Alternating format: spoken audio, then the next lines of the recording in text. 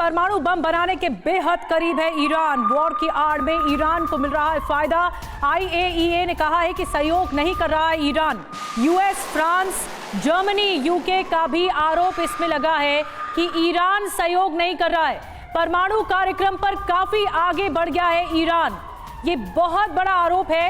IAEA की तरफ से एक साफ संकेत मिलता हुआ दिखाई दे रहा है, जिसमें US, फ्रांस, जर्मनी, UK ने अपनी शिकायतें सामने रखी हैं कि परमाणु कार्यक्रमों पर काफी आगे बढ़ चुका है और किसी की नहीं सुन रहा ईरान।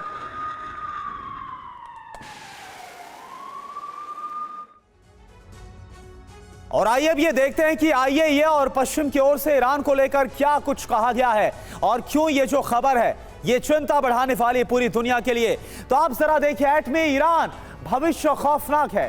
परमाणु कार्यक्रम पर काफी तेजी के साथ ईरान बढ़ता हुआ नजर आ रहा है। खुद IAEA की तरफ से कहा गया इजराइल हमास वॉर की वजह से एक्शन भी संभव नहीं है। जी हाँ, ईरानी परमाणु कार्यक्रम पर कंट्रोल की डील अधर में है इस वक्त, ये बताया जा रहा है। और ईरान के पास IAEA की रिपोर्ट में क्या कुछ कहा गया आपको बता रहे हैं। ईरान के पास बड़े पैमाने पर संवर्धित यूरेनियम है और ये सीमा से ज्यादा है। इसके अलावा इस रिपोर्ट में यह भी कहा गया कि 60% से अधिक संवर्धित यूरेनियम का बड़ा स्टॉक ईरान ने इकट्ठा कर लिया है। ये यूरेनियम एटमी वेपन ग्रेड के बताए जा रहे, यानी कि इससे परमाणु हथियार तैयार किए जा सकते हैं। जी हाँ, इस रिपोर्ट में साफ ये भी कहा गया है कि ईरान के पास 3 एटम बम जितना यूरेनियम इकट्ठा है, इतना स्टॉक है ईरान के पास।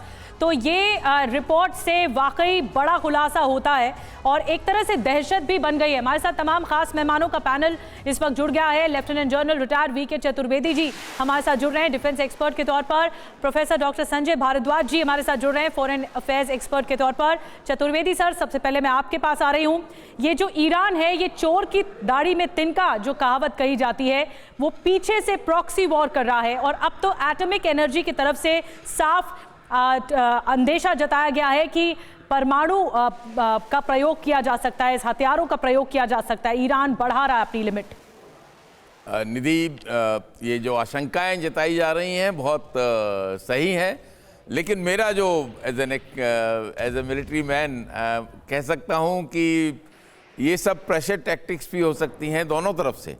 ईरान की तरफ से दिखाने के लिए कि मेरे पास ये है, और दूसरों को कि ईरान कभी परमाणु बम ना बना पाए। इस तरह से भी होता है। मैं नहीं समझता कि परमाणु बम का कभी इस्तेमाल होगा, और स्पेशली मिडिल ईस्ट में अगर परमाणु बम का इस्तेमाल होता है तो बहुत ही ज़्यादा तबाही होगी, विवश परिस्थितियाँ होंगी, और ये कभी नहीं होगा। परमाणु अगर यूज़ भी किए जाएंगे तो एक कहीं ऐसे इलाके में जहाँ पे कि आबादी और दूसरे लोगों को ज़्यादा खतरा ना हो। यहाँ पे अगर किया गया तो ये एक ऐसी स्थिति पैदा होगी कि हर देश, मिडिल ईस्ट के जितने भी देश हैं सब पर, और अधिकतर वहाँ पे इस्लामिक कंट्रीज़ हैं, और वो सबका ज़्यादा नुकसान होगा, इजराइल का तो बहुत कम होगा। ये चीज़ें हैं, और इन सब चीज़ों को देखते हुए मैं नहीं समझता कि परमाणु युद्ध इस इलाके में होगा कभी।